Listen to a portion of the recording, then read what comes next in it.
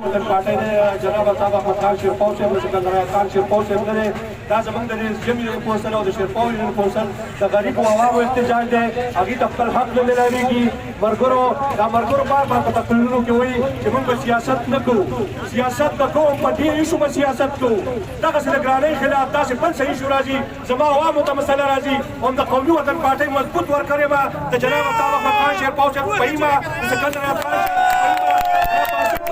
او د دغه پارټۍ جنډې د لاندې به د هغې حق د حق اواز اوچتومه د دې عوامو د جمعي یونین کونسل د شیرپاو یونین کونسل د غریبو عوامو د حق اواز به اوچتومه د هغې د حق دپاره به جنګېږم د هغې دپاره هر څه ته تیار یم ملګرو زه په دې ځای باندې د سوشل میډیا د الکټرانیک میډیا پرنټ میډیا د ملګرو نه ډېره ګیله کومه چې هغې دې له کوریج نه ورکوئ تاسو به کله راپاڅئ چې دا کوریج به دې له ورکوئ ملګرو دلته زموږ ډېر صحابیان لوڼه ولاړ دي سینیر صحابي هم دلته راغلی و پیاز محمد ورورو زه هغه ته هم ریکویسټ کوم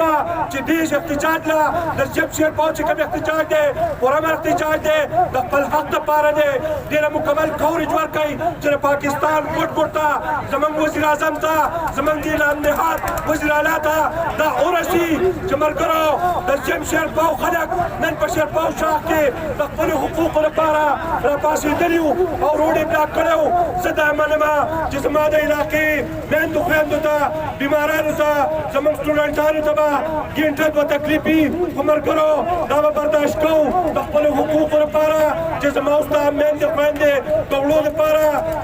ذلیله کېږي هغې په قطارونو کې ولاړي نو د هغې نه دې نوجوانانو نه دا پکار دي چې دا احتجاج په پوره امن وساتي ملګرو ودرېږو به څنګه چې ملګرو دا خبره وکړه چې انتظامیه نه یې راغلي او زموږ حقوق یې نه یې اورېدلي او هغې په موقع نه یې حل کړي ملګرو زموږ دا احتجاج صرف د دې دپاره نه دی چې موږ لري سرکاري وړه راکړي سرکاري وړه خو هغه دي چې زموږ څاروي هم نه خوري ملګرو زموږ د ګرانۍ خلاف احتجاج دی چې دا کاري ختمه کړی شي خو هغه د اشیای خوندنوش په مد کې ده که هغه د پټرولو په مد کې ده که هغه د بجلۍ د ګرانۍ خلاف یو پمپ په موږ راغورځئ ملګرو بجلي او ګیس په کوم ځای کې دی دا ګیس پمپونه بند کړه ملګرو تاسو کورونو کې چولې هماغسې یخې پرتې دي د دې پمپونو د بندولو موږ ته هېڅ پیدا نشته دی دا زموږ غریبانان په دې باندې همدا لوډ راځي همدغه پټرول یې ګران کړي دي او دغه ګاډي په پټرولو کې چلېږي خو د مرزو پورې 100 روپۍ اخیستې هغه د چینچیانو والا غریبانانو د مجبورۍ نه 50 کړي دي ځکه چې هغې پټرول استعمالوي او پټرول ډېر ګران شی دی ملګرو زه په دې موقع باندې د پولیس ډپارټمنټ د ډېر زیات شکرګزار یم